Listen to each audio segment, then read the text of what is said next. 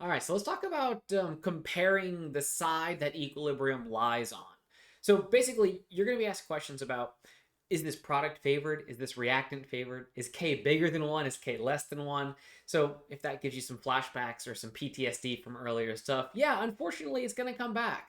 So the way that we do this, it's really simple. Every equilibrium is two sides pushing each other. And that's, if you haven't thought about it before, that's the way to think about it. Equilibrium is two sides pushing each other. Whichever side is stronger overpowers the other side. That's it. Now, how we do that in acids and bases is we compare the strength of the reactants to the strength of the products. Now, this is the most important thing that we have here.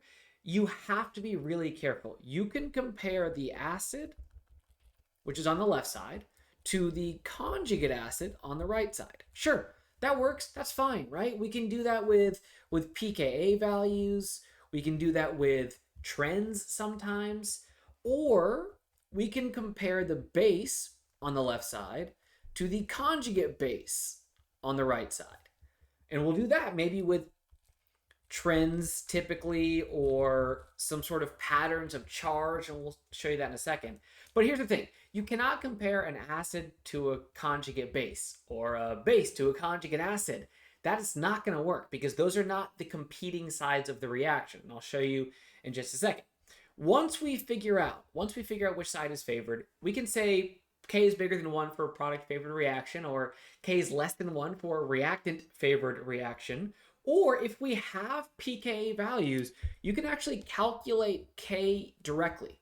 So there's a formula here, and if you're curious about like where it comes from, sure, we can figure out how to derive that formula, but I'm sure no one is actually curious where this comes from. But the nice thing is the formula is 10 raised to the power of the pKa of your conjugate acid minus the pKa of the original acid. So in order to use this, you have to have some pKa numbers or have some memorized, which we'll show you in a second. So think of this like right minus left. Conjugate acid is just the acid on the right-hand side, and the acid, or the original acid, is the acid on the left-hand side.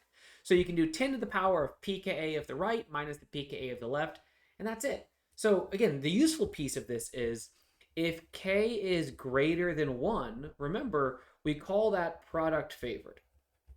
And then vice versa, if K is less than 1, we call that reactant favored.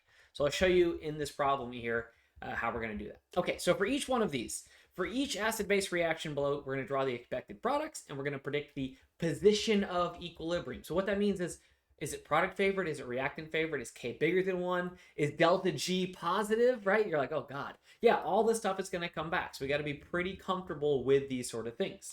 Okay, so the first thing, in my reaction, sometimes it's easy and sometimes it's not easy to figure out what is the acid? Like, what's the acid and what's the base in this reaction? So first thing I'm looking for is charge. Charge is a really big hint to tell me that something is reactive. So for example, I see that there's an O with a positive charge here.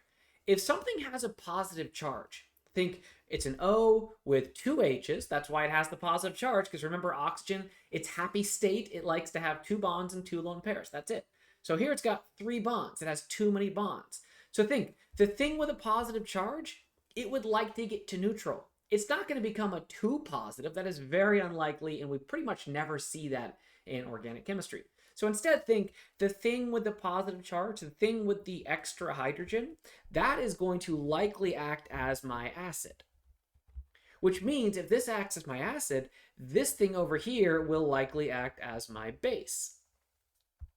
So that is the first thing you look for, charge. And if you're wondering, you're like, well, what if you don't have charge? Look for pKa values, right? Because pKa values are set concrete numbers. Like, you can't argue those numbers. Now they have ranges, sure, but it's a nice thing to look at. Then if you don't have either of those things, look at molecular trends, some sort of trend about acid or base strength, which I don't want to spoil it, but maybe we'll get to that one in the next problem. All right, so first thing, I have the acid, I have the base. Now, if this is the base, which part of the molecule specifically acts as the base? Well, that would be the nitrogen, because the nitrogen has the lone pair. Remember, a lone pair has to go out and grab something, right, in these acid-base reactions. Now, on the acid, if you're like, wait a minute, why was this the acid? How come that wasn't the acid, right? They're both an OH, right? Again, look at charge.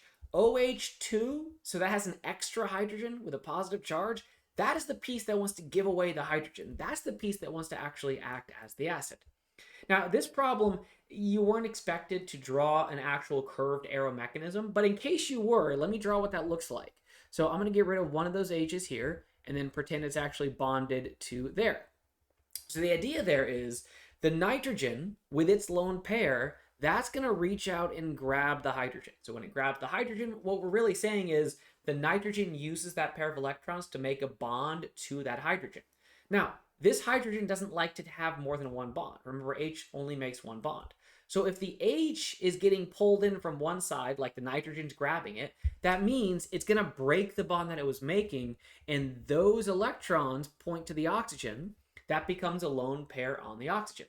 That's it. That's an acid-base mechanism. Sometimes you'll see draw the acid-base mechanism. You're like, what's the mechanism? It's just really two arrows. We grab the H and then break the bond that H was making onto the next door atom. That's it. That's all we're doing. So we're kind of pushing electrons away. Okay, the result here, because it's equilibrium, we're going to use the little double arrow, the equilibrium arrow. The annoying part about this is just drawing this carefully. You don't want to lose a hydrogen or lose a carbon. So I never touched this oxygen down here in the bottom left. So I'm going to keep all of this attached. Then on the O that did have two H's, now we lost an H. So now we have just OH. And then think about this in terms of oxygen's happy state, right? Oxygen likes to have two bonds and two lone pairs. That's what it has here. That's why the charge is gone. The H is gone. If you want to draw lone pairs, it has two lone pairs, sure. Then the conjugate, the other product here, and I didn't really give myself enough space, so this is going to get ugly. The nitrogen grabbed an extra hydrogen. So I'm going to draw this below. So I've got the nitrogen here. And then the nitrogen had one H and a lone pair. Well, now it's got two H's. And I'll go ahead and draw the H's so you can see them. But essentially, the nitrogen added another hydrogen, right? That's proton transfer. That's all acid base is. We're just moving an H from one atom to the other. But now, nitrogen, remember nitrogen's happy state is 3 bonds and 1 lone pair? Well, now it's got 4 bonds and no lone pairs, which means if you check the formal charge, you'll have a positive charge on the nitrogen. Okay, that's step 1. Step 2, label your conjugates. So an acid always produces a conjugate base, and a base produces a conjugate acid. So I'm going to go ahead and label this as my conjugate base, or C dot base. C dot base was actually Kendrick Lamar's rap name at first. It wasn't. It was K dot. Thought that was pretty funny. Next, we have our, this is our conjugate acid. If you stopped watching now, I understand. Cool. So what we have here is the equilibrium. So the question is basically going to be which side is favored. So now the hard part's out of the way. Let's compare acid to conjugate acid or base to conjugate base. And this is where you got to be really, really careful here. So you cannot compare. A lot of people want to do this and say, oh, if I look at my pKa values, I have this thing and I've got this thing. That's the same thing. You can't compare versions of the same molecule. That's not going to help you. Instead, you got to compare an acid to a conjugate acid or a base to a conjugate base. I always recommend that you start with the acids because if you have pKa's, this is a done deal. So what we do, what is the pKa of this thing? So first of all, what is this thing? This is not an alcohol. Really important here. It's an alcohol with an extra H on it and a positive charge. So we call this a protonated alcohol. So if you were using the value of like 16, that's for an alcohol. But remember, that's not acting as the base in this reaction. Or I'm sorry, it's not acting as the acid in this reaction. So we have a protonated alcohol, which protonated alcohol, it's around what a hydronium is. So this is around a -2 for its pKa. So I'll write pKa, so you don't know what I'm talking about there. pKa is around -2. So anything, an alcohol with an extra H on it and a positive charge, that has a pKa around -2. On the other hand, what about my conjugate acid? This is not an amine. That would have been the amine, but that's not acting as the acid here. We got to compare acid to acid or base to base if you don't have pKa values. So what is this then? Well, again, the term protonated just means you've added a proton to it. So a protonated amine is what we have over here. So I'll just label this up here. So this is the amine with an extra hydrogen on it. So it's a protonated amine. Make a mean nitrogen joke, you know what I mean? All right. Protonated amines, what's the pKa of that? if you look at your table, a protonated amine, if you're like, well, amines are like 34 to 36, somewhere in that range, 35 to 38. Protonated amines, that's with the H, with a positive charge, that's around a 10. And this one, maybe a little bit lower, maybe like a 9.8. Doesn't matter. The point is it's around a 10. Okay, so now, and again, this is my pKa here. So now we can figure out which side is overpowered or which side is favored in this reaction. So remember, lower pKa's are stronger. So what this tells me then is the acid on the left is stronger than the acid on the right. So again, think of every equilibrium as two sides kind of pushing each other. If the left side is stronger, we've got the lower pKa over here. If the left side is stronger, that means equilibrium lies on the other side. It's getting overpowered, right? So my left side is pushing and pushing. That means equilibrium is over here on the right side. So we always say that like equilibrium favors the weaker side, but that's a weird way to think about it. Think of it as like it's getting overpowered. If the strong side pushes more, then yeah, you lie on the weaker side. So you'd say this reaction is product favored because the stronger side is the left side. So product favored, which means if it's product favored, that would tell you KEQ is greater than 1. Either way, those are descriptors of which side or which position the equilibrium lies on. But let me do the formula here, so you can actually prove it to yourself mathematically. The formula above was KEQ equals 10 to the power of the conjugate acid minus the power of the original, or the pKa of the original. So I'll do that where I have some space here. So KEQ equals 10 raised to the power of, think, right side minus left side. That's just a nice, easy way to do it. So 10 is the pKa of the acid on the right, minus -2. So minus -2. So that's 10 minus -2, or 10 plus 2. So that would be 10 to the power of 12. Now, I don't really care about the number itself. What I really care about is the fact that that is definitely more than 1, which is what it should be. If it's a product favored reaction, remember K should be greater than 1. So it's really important here. You're not using the pKa of an alcohol, which is like 15 to 18, somewhere around the 16 range, because the alcohol is not what's acting as the acid. The protonated alcohol was acting as the acid. So this is not an OH, it's an OH2 with a positive charge. Really significant difference. Same thing. You're not using amine as the conjugate acid, you're using protonated amine as the conjugate. So that's going to mess up your numbers if you're not being careful. Okay, let me do another one. So the one that we just did, we had pKa values. That's generally the first thing to look at, because if you have pKa values, use the pKa values. But if you don't have pKa values, and you're like, well, then what do I do? So let's try another one. I've got these two molecules reacting together. Again, first thought is which one's the acid, which one's the base. Look for charge. Charge is a really big hint. I've got a negative and I've got a neutral. Chances of a negative becoming too negative, very slim. Not going to happen. So if something is negative, that means it probably wants to accept the H plus and go back up to neutral.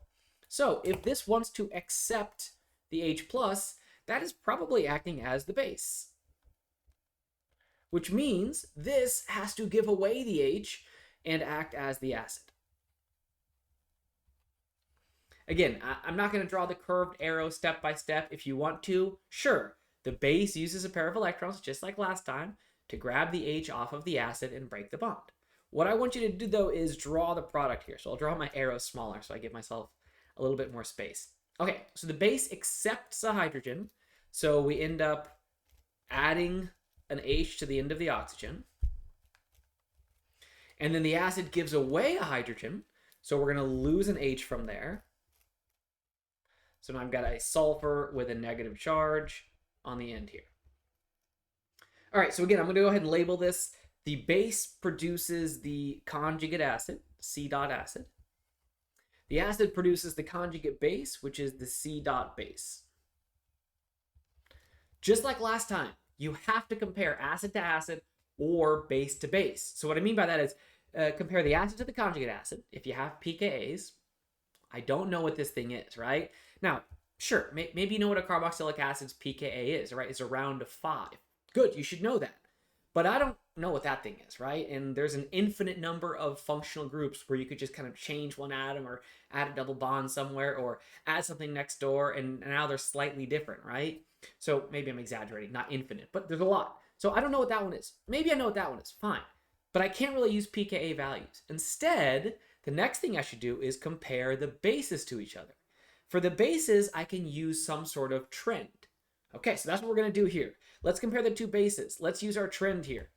First, does the atom that has the charge, is that the same or is that different?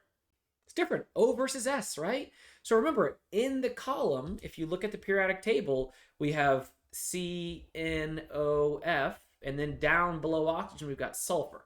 So I'm giving you a little bit corner of the table here in case you don't have it memorized. I would memorize just the top right corner at the very least, right? So the trend, if you remember, is the strength of bases in a column is based on the size. Based on, nice. It's the size of the atom. That is the bigger factor. It's not that electronegativity doesn't matter. It's just that it's not as important as the size. So in a column, the bigger difference is the size.